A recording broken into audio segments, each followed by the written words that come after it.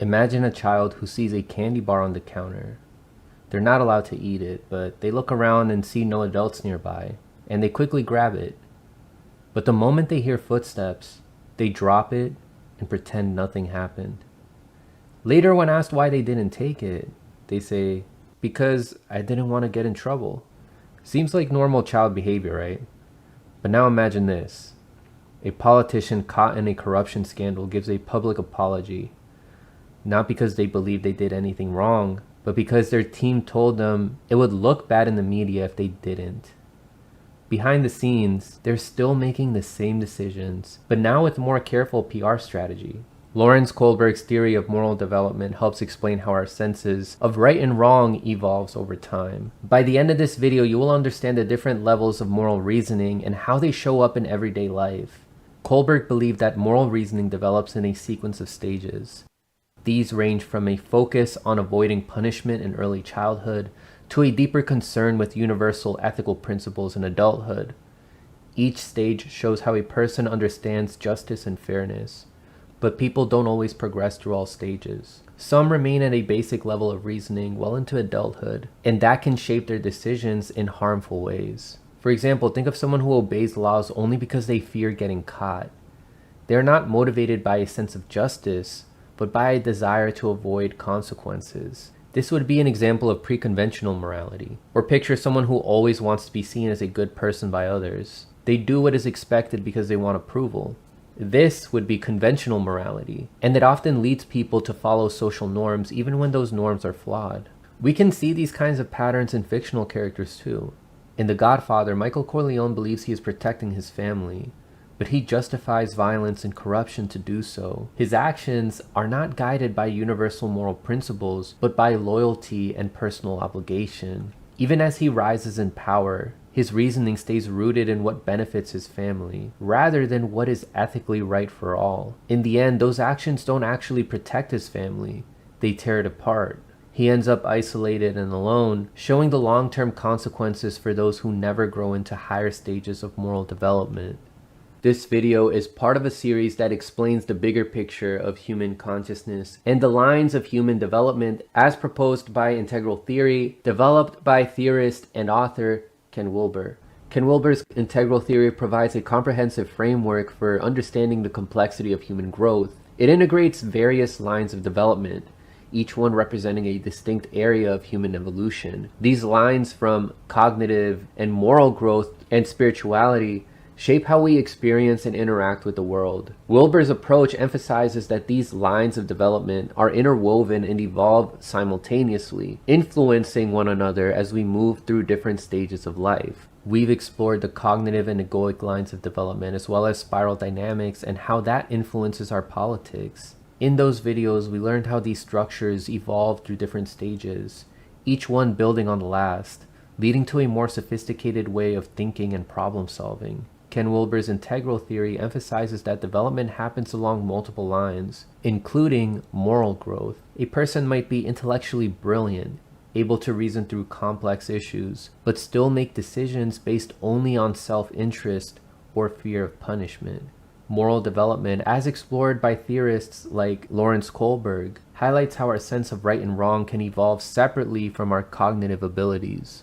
Understanding how we grow morally is just as important as understanding how we grow intellectually. As mentioned earlier, some adults still make moral decisions that reflect early stages of development. This doesn't mean they lack intelligence. It often means their moral reasoning has not fully matured. This moral development theory shows how people grow and how they understand right and wrong. Kohlberg's model traces a path from avoiding punishment to seeking approval to finally acting based on universal ethical principles. And again, not everybody moves through all these stages. And that could be because of certain life experiences like trauma, lack of supportive role models, or cultural pressure, which can cause someone to get stuck at a stage that no longer fits their environment. So this is why somebody can be intellectually gifted, yet still act selfishly, justify harmful behavior, or struggle to consider perspectives beyond their own. So let's go ahead and dive into each stage as I use examples from both real life and pop culture to help drive home the message.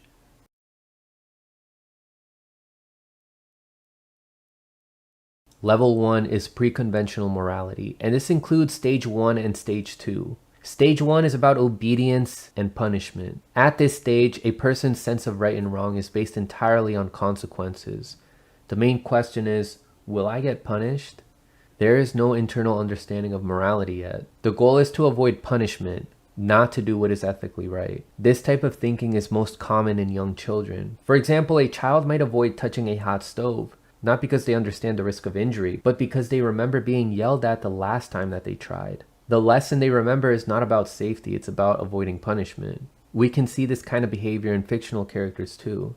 In the Harry Potter series, Dudley Dursley only behaves when adults threaten him. He throws tantrums, bullies others, and demands whatever he wants. But the moment someone takes away his privileges or disciplines him, he temporarily changes his behavior. His understanding of rules is shallow. He does not think in terms of fairness or harm. He simply wants to avoid being scolded or losing a reward. This early stage is not limited to children. Some adults, especially under stress or in strict environment, may also revert to this level of moral reasoning. They follow rules to stay out of trouble, not because they believe the rules are just. At stage 1, morality is still external. The person has not yet developed a deeper sense of ethical reasoning or empathy for others. Stage 2 of moral development is known as self-interest orientation. The main question at this stage is, what's in it for me? Morality is driven by personal benefit. A person at this level considers an action to be right if it serves their own needs. Reciprocity may exist, but it is not based on fairness, loyalty, or justice. It's transactional. You scratch my back, I'll scratch yours, but only if there's something in it for them. This is a common stage for children who begin to understand negotiation. They may follow rules, but only when it benefits them. They are not concerned with shared values or mutual well-being. Their reasoning is centered around rewards and what they can gain from a situation. A classic example from fiction is Jack from Jack and the Beanstalk. When he trades his family's cow for a handful of magic beans, he does it because he expects a reward. He is not thinking about responsibility or consequences. He simply sees an opportunity to gain something more valuable. In the real world, a teenager might volunteer at a food bank, but that teenager might not be doing it because they care about helping others. Their only goal is to meet the requirement for college applications of community service hours. Once the hours are completed, they stop volunteering. There is no deeper commitment to service or social impact. This stage also shows up in adulthood. A politician may perform as a social activist to gain support from voters, while quietly passing laws that benefit corporations and harm everyday people. Their actions are driven by long-term self-interest, not by moral conviction. Online, many grifters build entire platforms around appearing helpful or generous. For instance, content creators like Mr. Beast create videos where they give away money or food. While this helps people in the short term, the intention is often tied to views, ad revenue, and personal brand growth. These efforts rarely address the root cause of inequality or poverty. Another example would be celebrity activism. Beyoncé, for example, has worn symbolic outfits that reference Black liberation movements, such as the Black Panther-inspired look at the Super Bowl. But at the same time, she supports political and economic systems that contribute to the oppression of Black and Brown communities. Her business ventures and political alliances reveal a different set of priorities, ones aligned with wealth and influence rather than structural change. At this stage of development, actions may appear moral on the surface, but the underlying motivation is personal gain. There is little awareness of collective responsibility, long-term justice, or systemic thinking. The focus is still on the egoic self.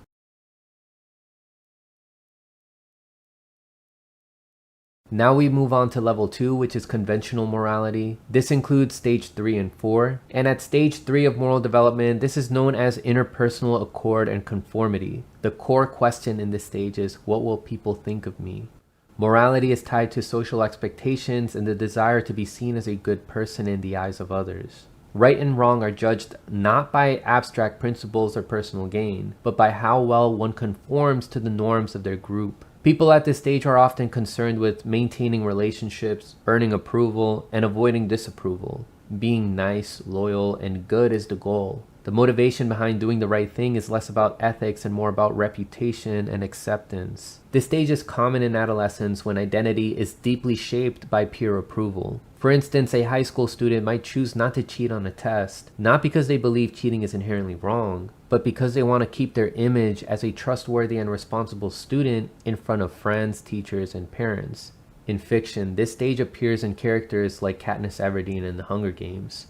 During the early parts of her journey, Katniss acts in ways that align with how she wants to be perceived by others. She plays the part of a romantic partner with Peeta, not out of personal desire, but because it gains approval from the public and protects both of them. Her moral decisions are shaped by the need to be accepted and understood within a social narrative. Religious communities also reveal this stage clearly. A person might follow every rule of their faith strictly in the public, attending every service, avoiding taboo behaviors, and speaking in alignment with religious values, not because they have deeply reflected on those principles, but because they want to be viewed as devout and righteous by their community. Many celebrities often operate in this space as well. Many speak out on popular social causes not necessarily because they understand or believe in the issue, but because silence could be seen as complicity. Their public statements are shaped by audience expectations and brand protection. For example, when a major corporation issues a carefully worded statement on racial injustice or climate change, it often reflects the social climate and consumer expectations more than the company's actual values or policies. At this level of development, doing the right thing is tied to fitting in, being liked, and maintaining a positive image. It's no longer about direct personal gain like in stage 2, but it is still not fully rooted in independent ethical thinking. The group becomes the judge of right and wrong. And being good means meeting their approval. At stage 4, we have law and order. Morality is tied to rules, laws, and maintaining social order. People at this level believe that good behavior means following the system, doing one's duty, and respecting authority. Right and wrong are defined by what keeps society functioning smoothly. Even if a law feels unfair or outdated, it must still be obeyed to avoid chaos. In fiction, we see this clearly in characters like Inspector Javert from Les Mis, who devotes his life to law enforcement. Even when Valjean becomes a kind and generous man, Javert still hunts him down for breaking parole. He cannot imagine morality outside the framework of the law. This also shows up in One Piece. Garp, the marine hero, is the grandfather of Luffy, the main character and a pirate. Garp clearly loves Luffy and even disagrees with the world government's actions at times, such as when Ace, his adopted grandson, is sentenced to execution, but he still allows the execution to proceed, choosing duty over family. He believes that once someone becomes a criminal, justice must be served, even if it breaks his heart. Kizaru is another example. He is a high-ranking admiral who enforces marine law with cold detachment. In the Sabaody Archipelago arc, he targets the supernova pirates, including Luffy's crew, with overwhelming force, all because Luffy punched a celestial dragon, who are a high-ranking class of society who can own slaves. And Luffy did this because one of those celestial dragons shot one of his friends. Even though the celestial dragons are corrupt, cruel, and indulge in slave ownership, Kizaru obeys their authority because they are a part of the system that he serves. In real life, Bernie Sanders represents a similar tension. For decades, he has spoken out against corporate greed and inequality. But when push comes to shove, he tends to fall in line with the Democratic Party. In both the 2016 and 2020 primaries, after being treated unfairly by party leadership, he still endorsed Hillary Clinton and Joe Biden.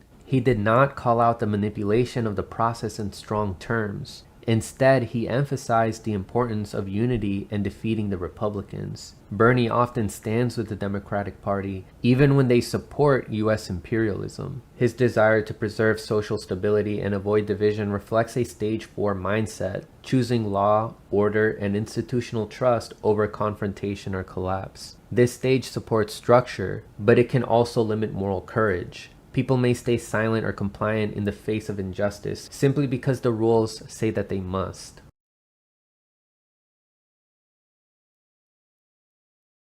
At level 3, we have post-conventional morality. This would include stage 5 and stage 6. At stage 5, people understand that laws are created by society and society can change them. Morality comes from universal principles like justice, fairness, and human dignity. If a law is unjust, people at this stage believe it's their duty to challenge it and push for reform. They see laws as tools, not moral absolutes. In fiction, this is shown by Atticus Finch in To Kill a Mockingbird. He defends Tom Robinson, a black man wrongly accused of a crime, because he believes that fairness and truth are more important than public opinion or institutional bias. He knows the system is flawed, but he still uses it to fight for a higher form of justice. Another example would be V from V for Vendetta. V goes against a totalitarian government that uses fear and propaganda to control people. He challenges their authority not to cause chaos, but to restore individual freedom and expose the truth. His fight is for the soul of society, not for revenge.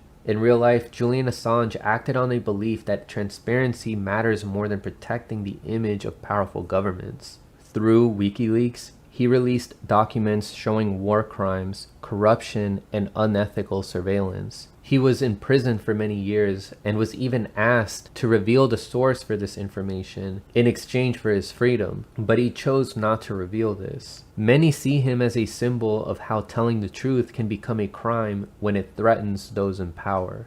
Mumia Abu-Jamal is another example. He was a journalist and former Black Panther who reported on police brutality and systemic racism. After being convicted of unaliving a police officer, his case raised serious questions about due process, racial bias, and the right to a fair trial. Supporters of Mumia say he was framed. Many activists believe he became a political prisoner for challenging the status quo and refusing to be silent. Stage 5 thinkers ask, is this law fair to everyone? And does this serve the common good? They believe society must always move closer to justice, even if that means questioning laws that others accept without challenge. At stage 6, we have universal ethical principles. People follow moral principles that apply to everyone, everywhere. These are values like justice, equality, and respect for human dignity. People at this level don't just question whether a law is fair. They ask if it aligns with deeper truths that go beyond any system or society. If a law violates these principles, they must be disobeyed. In fiction, Jean Valjean from Les Mis shows this level of moral reasoning. He risks his freedom to protect an innocent man who is about to be punished in his place. Even though he could stay silent and live safely, he acts based on what he knows is right. His choice isn't about obeying or breaking the law.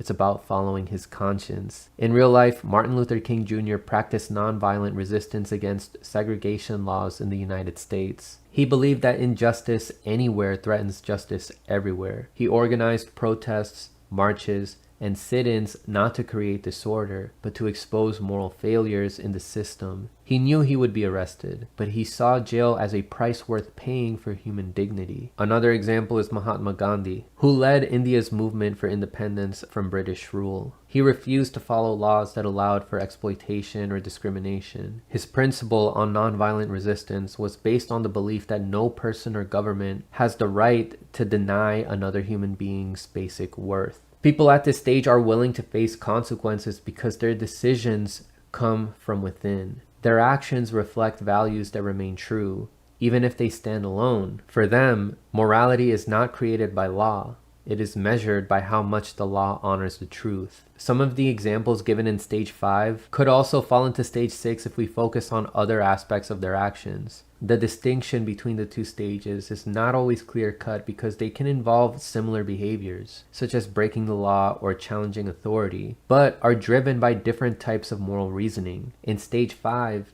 individuals question the law based on social contracts, fairness, or agreed upon rights. They often work within the system or seek to improve it for the greater good. For example, Julian Assange might be seen at stage 5 if his actions are interpreted as efforts to hold governments accountable through democratic transparency. Similarly, Mumia Abu-Jamal's activism and journalism may fall under stage 5 if framed as calls for reform and civil rights. V from V for Vendetta also fits this stage if his goal is to help society reclaim its lost rights. However, if we focus on their deeper motivations, these same individuals could reflect stage 6 reasoning. Assange could be placed here if his commitment to exposing injustice comes from a belief in universal ethics. Mumia might fit if his stance is rooted in a conscience that sees all state violence as illegitimate. V could also reflect stage 6 if his actions are understood as rejecting the system entirely in favor of restoring human freedom. The core difference lies in whether the person is appealing to a social agreement or to a principle that overrides all agreements.